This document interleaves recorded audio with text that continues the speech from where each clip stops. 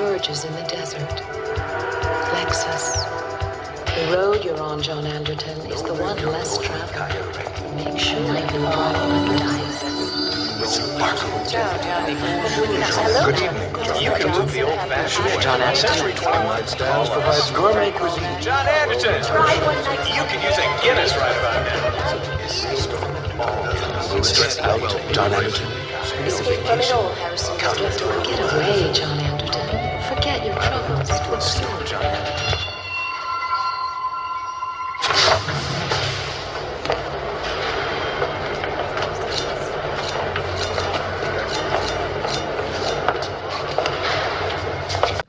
Hello, Mr. and Mrs. Anderson. Today is Monday, February 27th, 2012, and I'm Darko. My website is ggnonline.com. That's ggnonline.com. Also on YouTube is ddarko2012, and my backup channel is ddarko2013 if you'd like to subscribe to that. I have a poll up here, and it's good for 9 days still. 58 people have voted so far. When do you think or feel the crap will hit the fan? So far, majority are saying a year, within the next year, followed by the next 3 months. So go in there and check that out. You can put in your email and get updates there. Okay, I'm ready to move on here. All the links will be posted in YouTube's video description, although unless, of course, there's some kind of technical difficulties or if I make a mistake. But otherwise, I try to put all those links in there, so check them out. USPS, the Postal Service, to cut another 35,000 jobs. Can the post office be saved, and should it be? It says the U.S. Postal Service plans to eliminate 35,000 jobs starting this summer by closing or consolidating 223 mail processing plants in the last quarter. The Postal Service lost $3.3 billion due to a large part of retirement and healthcare benefits, and it owes future retirees as well as decreased volumes of mail being sent, i.e. paying stuff online. So they have like a little 5-year plan, sounds like the Great Leap Forward, right, that Congress is outlining how they could raise revenue. The plan includes proposals such as ending Saturday delivery, closing post offices, and cutting jobs, in addition to raising the price of a first-class stamp. So one of the things, of course, is what I've mentioned this before, is you can just oust the whole, door-to-door delivery of your mail. You can just, everybody like in the rural areas just goes to the little postal office and goes to the box and gets their mail. It's kind of a luxury to have mail delivered to your house, and I think they can probably survive by doing it that way. Another incentive to do that, of course, is what? If you do that, then you might be able to get rid of your address, because if you're not having mail sent to your house anymore, well then maybe if enough people do it, we can get rid of our little prison cell numbers, our addresses, which are used against us. It's official. Greece announced the negative salary in a whole new meaning for pay to play. And it says, we think we've seen it all, and it turns out we hadn't. The country that gave the world the alphabet, philosophy, and plates with funny, sexually ambiguous drawings on them have outdone itself again, because beginning this month, some Greeks will have to pay for the privilege of having a job.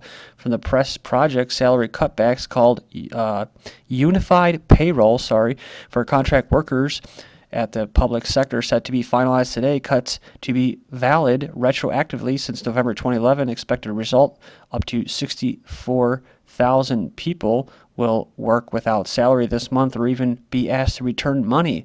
Amongst them, 21,000 teachers, 13,000 municipal employees, and 30,000 civil servants, i.e. the police that are out there, with these protesters doing what they're doing. As far as the riot control and stuff like that, it's like, dude, eventually you're going to be phased out too. It's just, that's what's so sad is like here in America, they're just going to keep doing it. The G8 in Chicago, I mean, they're going to be batting protesters over the head, and they know there's going to be protesters because they're carrying out the tyranny, the globalists, and that when they meet with their big limousines and their private security army protecting them. Tear gassing and tasing and rubber bullets, and these now they have blinding devices and devices, the LRADs, that cause you to go deaf. So, and they're defending all this, and ultimately they're going to end up losing their own jobs, the civil servants. Taxpayers pay $47 million in legal fees for Freddie and Fannie Mae. Obama's sneak attack on senior citizens. There's lots of senior citizens in the U.S. right now. The number is increasing by 10,000 every day as baby boomers turn 65 and start applying for Medicare, and then shortly after, for Social Security. These are the folks who once thought that this would be the golden years, when their years of hard work and savings and pension plans would let them live the good life in places that are sunny and warm. Then came the financial crisis. I love how they always call it a financial crisis, like it just, oops, out of nowhere, you know. This is circumstances and the stock market crash, the recession and the non-recovery. And it goes on and says, as bad as that sounds, it's not the worst news. The worst news is that the Obama regime plans and policies constitute a multifaceted sneak attack on seniors.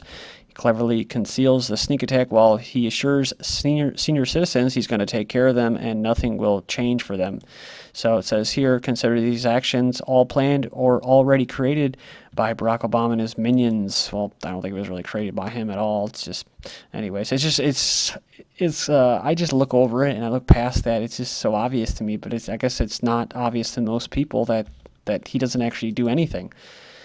It's just every media article that I read is always as if Barack Obama's, crafting these plans. He doesn't do a effing thing, dude. He doesn't do a goddamn thing, and yet the media still says it like he does. They're so duped and stupid to believe that.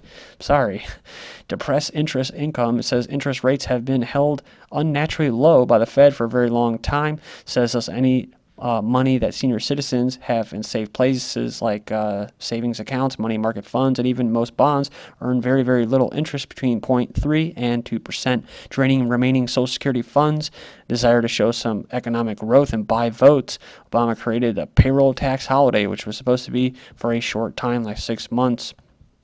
And it goes on here. It says, now he's gallantly decided to do it again for a year this time, and further drains Social Security system.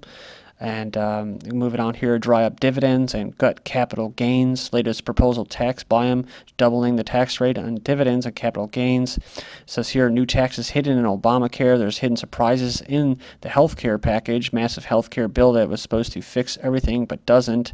Most notable is a 3.8% tax on unearned income, which includes dividends, interest, proceeds from the sale of home, which many seniors are downsizing, and which is a source of assets for retiring income. And I'll leave with this: reduce funding in Medicare and rationing healthcare. And they're already doing that in the UK, whether they will admit it or not. They're letting people die and call it a death pathway, and they'll have mobile euthanasia units eventually come to your house here in America, because most of the policies that go on in the UK will come over to the US, and then whatever happens in the US goes to the UK. Now work till you drop. Remember this, for boomers, for millions, retirement dream may well be dead. That's right. Go in there and check that out. Link will be posted. Most affluent would raise Social Security age. Bank of America survey finds. Says here that about 59% of people with more than $250,000 a quarter, $1 million investable assets said the government should increase the eligibility age for collecting retirement benefits, according to the study. They're living longer and they're still working or plan to be working when they become eligible and don't need it yet. Europe is now China's sweatshop as Great Wall starts building cars in Bulgaria. Says the first Chinese automobile manufacturer to open an automobile assembly plant inside the European Union, and the latest move suggesting the country's car makers are seeking to establish a beachhead into the European market. Yes, that's right. It's now cheaper for China to make cars in the European Union. It used to be that the European car makers opened plants to assemble their cars in China. Now the Chinese have turned the tables while opening one of their first factories in Bulgaria. And again, this could come to the United States as well, where you're going to have manufacturing where people are going to be working for basically pennies. One of the many purposes for the, quote, economic crisis or recession, right, is so that people become desperate enough to work for absolutely nothing. Or it could be to where you just basically are willing to sell your soul just to get a job. So that's another good environment for the elites to have too, right? It says here, rough sleeping in England rises by fifths as the number of people sleeping rough, I guess, are homeless, in England has risen by 23% in a year. The colonization begins. Germany may send 160 tax collectors to Greece. That's right. More than 160 German financial services executives are willing to come to Greece in order to strengthen the Greek tax mechanism, according to a report to be published in the German magazine. Greece will literally have to collect taxes to fund the second bailout package, which is merely a front for the ongoing Greek bailout of European banks. George Osborne says UK has run out of money. The government has run out of money, cannot afford debt-fueled tax cuts or extra spending A prominent professor says UK's economic and financial model is a failure amid Chancellor Osborne's announcement that the country has run out of money, saying that Britain is on the path of bankruptcy. He said it's not that the government's debt is roughly 75% of the GDP is overly high, and that all the debt in the UK at 500% of the GDP is out of control, and that 500% out of that 200% is due to financial institutions. He says that Osborne should start correcting himself and correct the cause of the problem by taking control of the bank. Created the money endlessly at compound interest and have failed to put into the real economy and spreading of the real economy. He finishes up by saying, and he can do that by a gentle rise in the banking reserves. So there's different things that you can do, of course, right, to help the economy. And some people, the Keynesians, even think still, I guess, that you can create a war or something to boost the economy, which may actually happen. It says here, Britain is militarizing the Falklands. Argentina tells UN Secretary General concerned by escalation of dispute if Argentina lodges formal protests at recent deployments.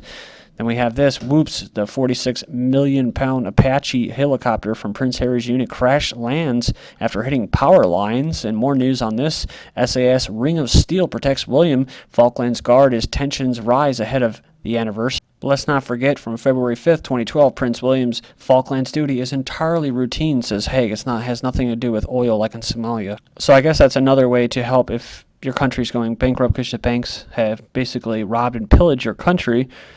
You go for an oil grab in Somalia. So yeah, Britain is engaged in a secret oil grab in Somalia under the guise of humanitarianism. Cameron hosted an international summit in London last week, pledging more aid and the use of greater measures to tackle terrorism. Remember, I covered that.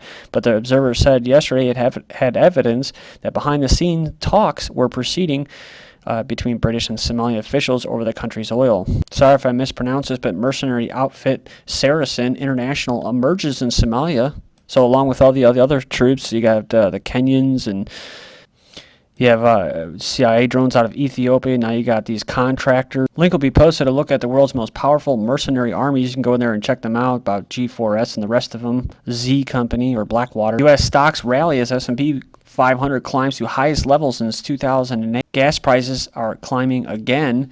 Then we have all the stuff surrounding gas prices. Obama, no magic bullet to lower gas prices. Well, actually it is. You're going to start this war with Iran, and then you're going to lower gas prices. Not him, of course, but the people he's working for.